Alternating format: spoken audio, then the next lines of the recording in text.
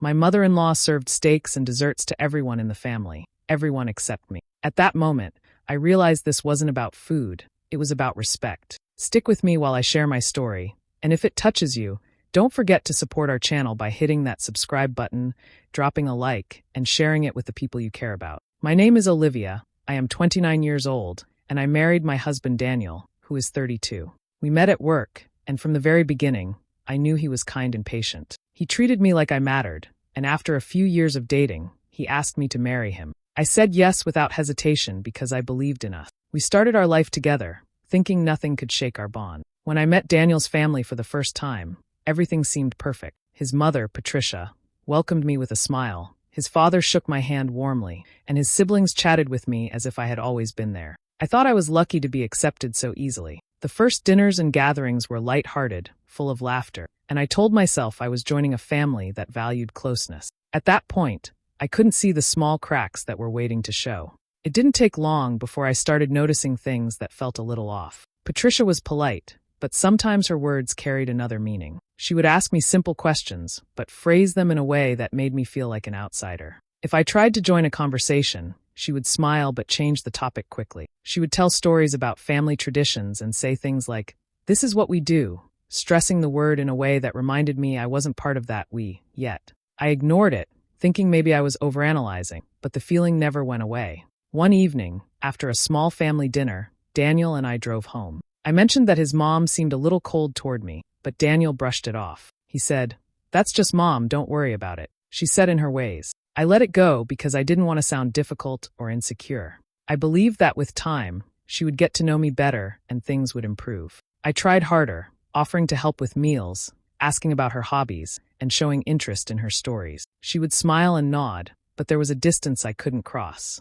What made it harder was that the rest of the family followed her lead. No one was openly unkind, but they seemed careful, as if they didn't want to go against Patricia. I often found myself sitting quietly, watching conversations flow around me without being included. Each time, I told myself to be patient, to prove myself through kindness, but deep inside, the sting of being pushed to the side grew sharper. I had no idea how far it would go or how humiliating it would feel the night she made sure everyone had a plate of food except me. That night, the truth finally hit me. I wasn't just imagining things, I was being excluded on purpose. And that moment changed everything. After that first strange feeling, things became clearer over time. Patricia treated me one way when other people were around, and a completely different way when we were at home or in smaller family settings. In public, she smiled and complimented me, almost as if she wanted people to believe she liked me. But behind closed doors, her words carried a sharper edge. She would say things that didn't sound harsh on the surface, but I could feel the sting beneath them.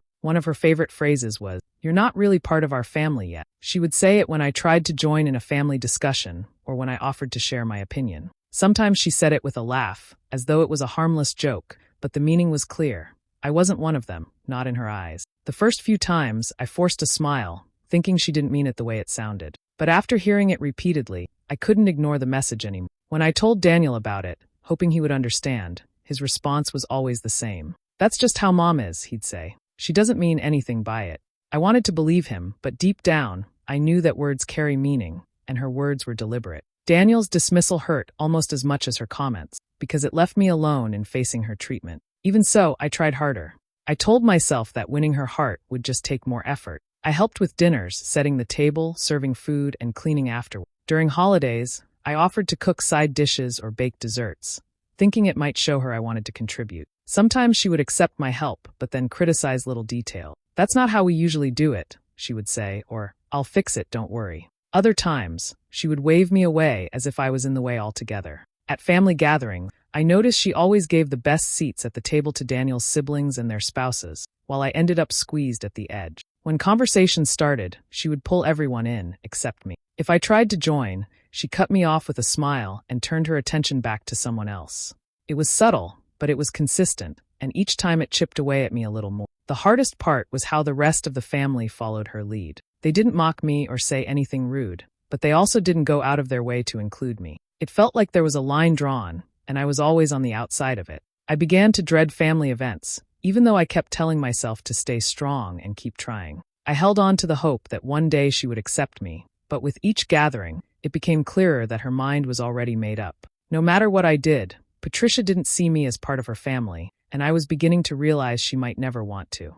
The night of the dinner is still burned into my memory. Patricia had invited everyone over, saying she wanted to make a special meal for the family. She loved hosting, and whenever she cooked, she went all out. That evening, the house was filled with the smell of grilled steaks, garlic butter, and fresh bread. The table was beautifully set, with candles, polished silverware, and plates of colorful sides lined up in the middle. Everyone looked excited as they gathered around. I told myself to be positive. Maybe tonight would be different. Maybe this was the night Patricia would finally let me feel like I belong. I helped carry dishes to the table and tried to keep a smile on my face, even when she barely acknowledged me. When everyone sat down, I took a seat next to Daniel, hoping he'd notice the effort I was making. Patricia started serving. She placed large, juicy steaks on plates, adding mashed potatoes and vegetables on the side. Each person received a plate filled with food, and everyone thanked her as she moved around the table. I waited patiently, my hands folded in my lap, ready to accept mine. When she finally came to me, she set down a plate in front of me, empty. Just a clean white plate with nothing on it. I froze. For a moment, I thought maybe it was a mistake. Maybe she had forgotten or planned to add food after. But then I looked up, and she was smiling as if everything was normal. My stomach dropped. I glanced around the table, hoping someone would say something, but the room fell into an uncomfortable silence. Daniel's brother coughed lightly and looked away. His sister shifted in her chair, pretending to adjust her napkin. Someone let out a nervous laugh, but it quickly died out. No one challenged her. No one asked why I was sitting in front of an empty plate, while everyone else had a full meal. I looked at Daniel, waiting for him to speak up, to say something in my defense. He glanced at me, then back at his food, and said nothing. The silence felt louder than any words. I wanted to disappear. My face burned, and my chest tightened as I forced myself not to cry. I kept my hands on my lap, staring at that empty plate while the sound of knives and forks filled the air. Everyone started eating as if nothing had happened, even though the tension was heavy enough to choke on. When dessert came, it was the same story. Patricia served slices of cake to each person at the table, smiling warmly at them as she placed it in front of them. When she reached me, she simply skipped over me, moving to the next person without hesitation. I sat there again with nothing. I didn't argue. I didn't cause a scene. I stayed quiet because I knew if I spoke, my voice would shake and tears would follow. But inside, I felt humiliated in a way I had never experienced before. That night, something inside me shifted. I realized that this wasn't about food at all. It was about control. It was about showing me in front of everyone that I wasn't welcome, that I didn't matter. And what cut the deepest was not just Patricia's cruelty, it was Daniel's silence. That night when we left Patricia's house, I kept completely silent on the drive home. Daniel tried to make small talk about work and traffic, but I couldn't bring myself to answer. My throat felt tight, and my hands were cold even though the car heater was on. The silence between us grew heavier with each mile. When we finally got home, I went straight to the bedroom, grabbed my towel, and walked into the shower without a word. As soon as the water hit me, the tears started. I pressed my forehead against the tiles and let myself cry in a way I couldn't at the dinner table. The humiliation of sitting in front of that empty plate came back to me over and over. I replayed the moment she set it down, the way the room went quiet, and the way Daniel just sat there. Every detail cut into me like glass. In that shower, the realization hit me. Patricia had been cruel, yes, but what broke me was Daniel's silence.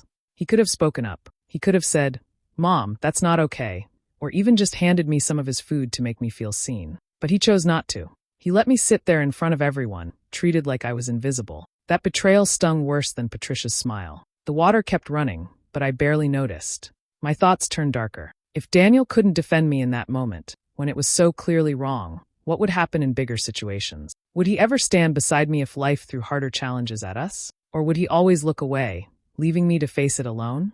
The question scared me, because I had never doubted our marriage before. For the first time, I wondered if I had married a man who would never fight for me. When I finally stepped out of the shower, my eyes were swollen, and my chest felt hollow. I wrapped myself in a towel and sat on the edge of the bed. Daniel was there, flipping through his phone as if nothing had happened. He didn't ask why I stayed so long in the shower. He didn't ask why I was quiet. He didn't even notice the tears in my eyes. I turned away from him, pretending to look through the closet, but inside, a storm was raging. I wanted to scream at him, to tell him how much he had hurt me by doing nothing, but I swallowed the words. I was too tired, too broken in that moment to start a fight that I knew he would dismiss with the same line. "That's just Mom." Lying in bed that night, I stared at the ceiling long after Daniel had fallen asleep. I kept thinking about my future. Was this the life I wanted? Was I willing to spend years being treated as less, waiting for my husband to find the courage to stand by me? The questions didn't leave me. They grew louder with every breath, and deep inside, I knew something in our marriage had cracked. After that dinner, I wished things would change, but they only grew worse. The empty plate wasn't a one-time insult. Patricia found new ways to remind me I didn't belong, and each time it hurt in a different way. At family gatherings, I noticed she sometimes set the table with one chair missing. Everyone would sit down and find their places, and I would be left standing, looking around awkwardly until someone slid another chair to the corner. It seemed small, but I knew it wasn't an accident. She had enough seats for everyone else, just not for me. Then came the family photos. Whenever someone pulled out a camera, Patricia arranged the group, telling people where to stand. Somehow, I always ended up on the edge or pushed behind someone else, barely visible in the frame. Sometimes she would suggest a family-only picture, which included spouses of her other children, but not me. I smiled and stayed quiet, but inside it tore me apart. The comments were another wound. Patricia had a way of disguising insults as casual remarks. "Oh, where you grew up, things must have been simpler," she'd say, making my background sound small. Or, "You probably didn't learn that at home," when I cooked or cleaned differently than she did. Her words were laced with judgment, and though she spoke them lightly, I felt the weight each time. What made it worse was Daniel's reaction. Whenever I tried to explain how these things made me feel, he brushed them off. "Don't make it a big deal," he would say. "Mom's just being mom." To him, they were harmless habits, but to me, they were constant reminders that I wasn't seen as part of his family. His dismissal left me standing alone, carrying the burden of hurt while he refused to acknowledge it. The resentment started to grow inside me. At first, I tried to push it down, to convince myself I could endure it for Daniel's sake. But with each slight, the resentment spread like fire. I began to feel less like a wife and more like an outsider in my own marriage. I had done everything I could to win Patricia's acceptance, yet nothing was enough. And with Daniel's silence, I felt trapped between a mother-in-law who wanted me invisible and a husband who pretended nothing was wrong. That was when something inside me shifted. I stopped waiting for Daniel to defend me. I stopped hoping Patricia would change. Instead, I started thinking about what I could do for myself.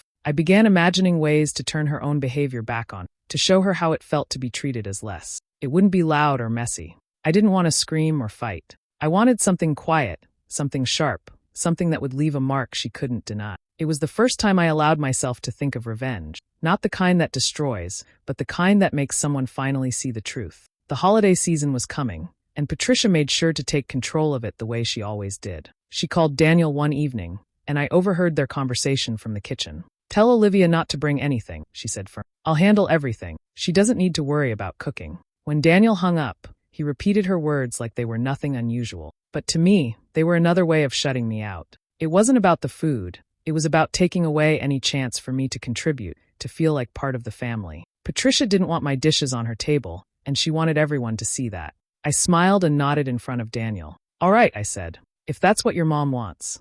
On the surface, I agreed, but inside I was done being quiet. Something in me had hardened. I realized this holiday would not be like the others. If Patricia wanted to remind me I didn't belong, I was going to remind her that I wasn't weak. I knew I couldn't do it alone, though. That's when I thought of Rebecca, Daniel's younger sister. She was 28, and out of everyone in the family, she was the only one who had ever shown me real kindness. She never joined in Patricia's digs, and more than once, I'd caught her rolling her eyes when her mother made a cruel remark. Still, I hadn't spoken to her directly about it until then. I sent Rebecca a message, asking if we could meet for coffee. When we sat down, I hesitated at first, not sure if I should pour out my feeling, but she looked at me with a kind smile and said, "I know Mom's been hard on you. I see it too." Hearing those words was like a door opening. For the first time, I felt someone in the family was on my side. I told her everything, about the empty plate, the skipped desserts, the missing chair at the table, and the family photos where I was pushed aside. Rebecca listened quietly, shaking her head. "She thinks she can control everything," she said. "But honestly, I'm tired of it too." That's when the idea formed between us. We talked about the holiday dinner and how Patricia always used it to put me in my place. Instead of letting her have all the power again, I decided to host a dinner of my own before the holiday, inviting the whole family. Rebecca immediately agreed to help. She said it was time someone stood up to her mother, and if I was ready, she was with me. The plan wasn't about yelling or fighting. It was about showing Patricia her own reflection. I wanted her to sit in my shoes for once, to feel the sting of being treated as less. With Rebecca's support, I started planning every detail. The menu, the seating, even the timing. This time, I wouldn't be silent. This time, Patricia would know exactly how it felt. When the day of my dinner came, I felt a mix of nerves and determination. I had told the family it was a thank you dinner, a way to show my appreciation for them. On the surface, it sounded like a kind gesture, but in my heart, I knew it was more than that. This was the night I would finally let Patricia feel what she had made me feel so many times before. I spent the whole day in the kitchen preparing the meal. I chose every dish carefully. There were perfectly seared steaks, roasted vegetables tossed in olive oil and herbs, warm bread rolls, and for dessert, a layered chocolate cake with fresh berries on top. The table was set with care, each place laid out with polished silverware and wine glasses. It looked beautiful, even better than some of Patricia's spreads, and that was exactly the point. When the family arrived, I greeted them with a smile. Rebecca stood by my side, helping me bring drinks and appetizers, giving me the silent support I needed. Daniel's father complimented the smell of the food, and his siblings seemed impressed by how much effort I had put in. Even Patricia, who normally had something critical to say, was quiet as she looked around at the table I had created. We all sat down and I started serving. I carried each plate one by one, placing generous portions of steak, vegetables, and potatoes in front of everyone. They thanked me, smiling, and I nodded politely. But when I reached Patricia, I did something different. Instead of setting down a full plate like the others, I placed a small salad in front of her. Just lettuce, a few tomatoes, and nothing else. I kept my smile gentle, as though nothing was unusual. Patricia looked down at her plate, then back up at me, her expression stiffening. The room went completely silent. Knives and forks that had been moving paused in midair. Everyone at the table understood what was happening without a word being spoken. Patricia shifted in her chair. "Is this all?" she asked, her voice tight. I leaned slightly closer, keeping my tone calm. "I thought you might enjoy this tonight. Something lighter." For a moment, no one breathed. The weight of the moment settled over the table. Everyone knew what I was really saying. This wasn't about food. It was about every time she had served everyone but me. Every time she had left me out. Every time she had tried to make me invisible. Now, she was the one holding an empty plate. The silence stretched long enough to make it uncomfortable. Daniel's sister Rebecca lowered her eyes, but I caught the hint of a smirk tugging at her lips. Daniel looked confused, his eyes darting between me and his mother, but he said nothing. Patricia pressed her lips together, clearly fighting the urge to explode in front of everyone. For once, she had no power over the room. She had been exposed, and everyone knew it. Patricia stared at the plate in front of her, her face turning red. She set her fork down sharply, the sound echoing in the quiet dining room. "Olivia," she said, her voice shaking with anger. "Why don't I have what everyone else has? Why am I sitting here with just this?" The whole table waited. Nobody moved, nobody spoke. I could feel my heartbeat, but I kept my face calm. I looked at her directly and said, "I thought you liked watching people eat while you sit with nothing on your plate. Isn't that how you've treated me?" Her mouth opened as if to argue, but no words came out right away. The silence that followed was heavy, and I knew everyone was thinking of all the dinners before this one. Daniel turned to me, his eyes wide, clearly shocked by my words. He had never seen me confront his mother so openly. He looked between us, struggling to find something to say, but for once, I didn't give him the chance to explain things away. Patricia finally broke the silence, her voice sharp. "That's not the same thing. You're twisting it." "I never." But before she could finish, Rebecca spoke up. She had been quiet until then, watching closely. Now she placed her fork down and looked straight at her mother. "Yes, you did, Mom. You've done it to her plenty of times. I've seen it. We've all seen it." The words hit like a stone dropping in water. The rest of the family shifted uncomfortably, but nobody disagreed. Patricia's eyes flicked around the table, looking for support, but no one came to her defense. I stayed quiet, letting the truth hang in the air. Patricia shook her head, trying to laugh it off, but it didn't work. Her face was tight, her hands clenched on her lap. For once, the spotlight was on her, and there was no easy escape. Daniel finally found his voice, but instead of defending her, he turned to me. "Is this true? Has she really done that?" His tone was quieter now, almost guilty, as though he already knew the answer but needed to hear it out loud. I didn't raise my voice. I just nodded. "Every time, Daniel. Every gathering, every dinner, every holiday. I've been treated like I don't belong, and you never said a word." The weight of my words settled over him. He dropped his gaze, realizing the truth was undeniable. Rebecca leaned forward, her voice firm. "It's not fair, and it's not right. Olivia deserves better than this." For the first time, Patricia looked smaller. The anger on her face faded into something else. Shock, maybe even fear. She had lost control of the room, and she knew it. No one was laughing this time. No one was looking away. Everyone saw her for who she was, and there was no denying it anymore. Patricia pushed her chair back suddenly, the legs scraping against the floor. Her face was red, her hands trembling as she stood. I don't have to sit here and be disrespected in my own family, she snapped. Without waiting for anyone to respond, she grabbed her purse from the counter and stormed out of the house. The front door slammed so hard it rattled the windows, and then there was silence. For a long moment, no one spoke. The air felt heavy, but at the same time, something had shifted. The control Patricia had always held over the room was gone. For the first time, everyone seemed free to acknowledge the truth. Rebecca exhaled slowly and gave me a small nod, as though to say I wasn't alone anymore. Daniel's father looked down at his plate, clearly shaken, while the rest of the family avoided eye contact, unsure of what to do. Daniel sat frozen beside me, staring at the empty space where his mother had been sitting. His jaw tightened, and I could see his thoughts racing. Finally, he turned to me, his voice low. I didn't realize it was this bad. I didn't see it.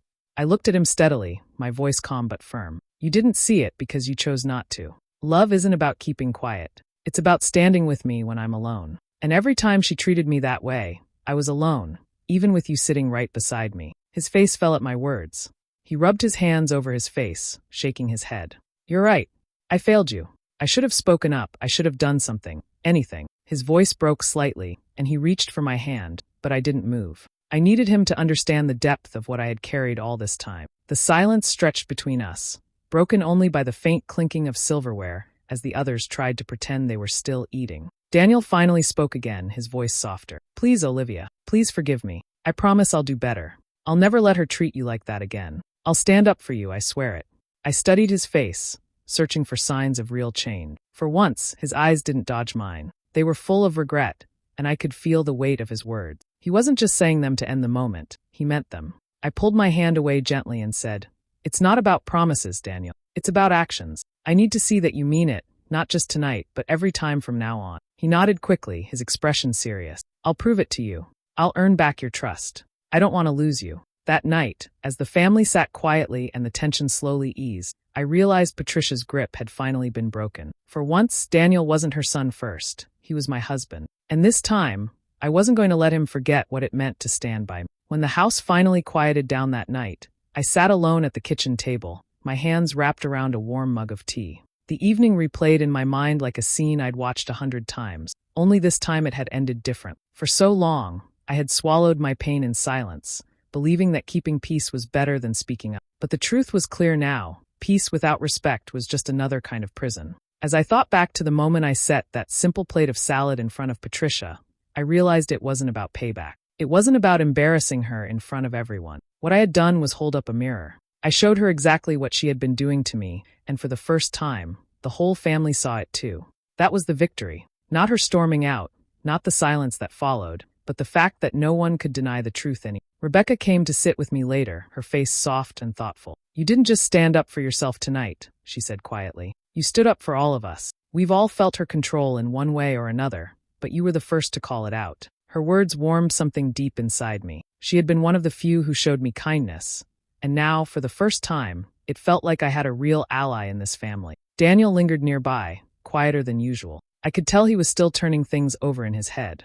Earlier that night, when I told him love meant standing with me, I had seen the guilt hit him hard. But now, I saw something else too, resolve. He wasn't shrugging it off or making excuses anymore. He was finally facing what he had let happen. The next morning, he came to me, his eyes tired but clear. I know I've got a lot to make up for, he said, but I want you to know, I'm not going to let you stand alone again. Not with her, not with anyone. For the first time since we got married, I actually believed him. His words weren't just a promise. They felt like the start of a change. Patricia may have lost her temper and walked out, but in truth, she had lost something bigger that night, her power. Without her control hanging over everyone, the air in the family felt different, freer. I could breathe without that weight pressing on me. As I looked back on everything, I realized something important. Respect isn't something you beg for, and love isn't something you endure in silence. Respect is something you claim, and love is something you protect. And I had finally learned to do both. Sometimes the sweetest revenge isn't shouting, or slamming doors, or fighting back with the same cruelty.